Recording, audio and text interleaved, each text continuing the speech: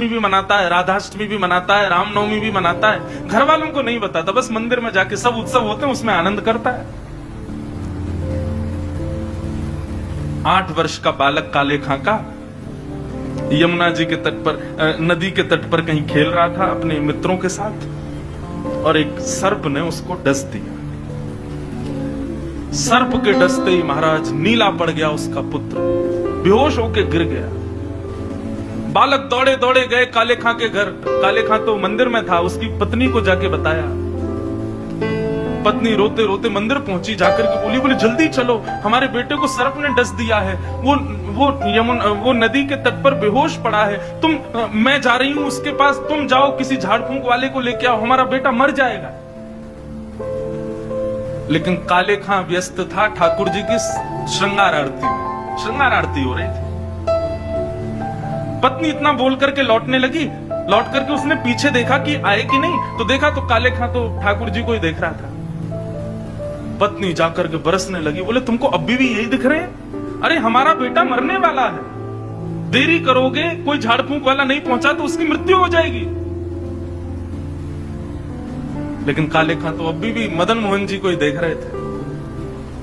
पत्नी ने कहा, यदि मेरे पुत्र को कुछ हो गया ना, तो फिर देखना मैं क्या करती, तुम्हें और तुम्हारे इस मदन मोहन को दोनों को देखूंगी। ऐसा कहकर के पत्नी तो चली गई। काले खां वहीं खड़े रहे, नेत्रों से अविरल अश्रुधार बहाने लगे। इसलिए नहीं कि पुत्र को सर्प ने डसा, इसलिए हे मदन मोहन लाल, क्यों आप चैन से नहीं बैठने देते मुझको? क्यों आप चैन से मुझे दर्शन नहीं करने देते? ये सब मुझे पता है आपकी लीलाएं हैं, और ये सब क्यों करते हो ये भी मुझे पता है, मुझे परखने के लिए कि मैं अपनी स्थिति से च्युत तो नहीं हो रहा कहीं। लेकिन मेरा पुत्र दिया आपने था, तो बचाओगे भी आप ही। और पुनः कहूंगा, इसलिए नहीं कि मेरा पुत्र है, इसलिए कि मैं आपसे दूर ना हो जाऊं, बस मेरे पुत्र को बचा। संध्या आरती के बाद जैसे ही कपाट बंद हुए, काले खां नदी के तट पर पहुंचा। भीड़ इकट्ठी थी। पत्नी को जैसी पता चला, काले खां बोले आगे ओझा को नहीं लाए, झाड़ फूंक वाले को, बोले वो तुम्हें भूल गया। इतना कहना हुआ कि महाराज परिवार के लोगों ने काफिर काफिर कहकर के काले खां को सुनाना प्रारंभ कर दिया।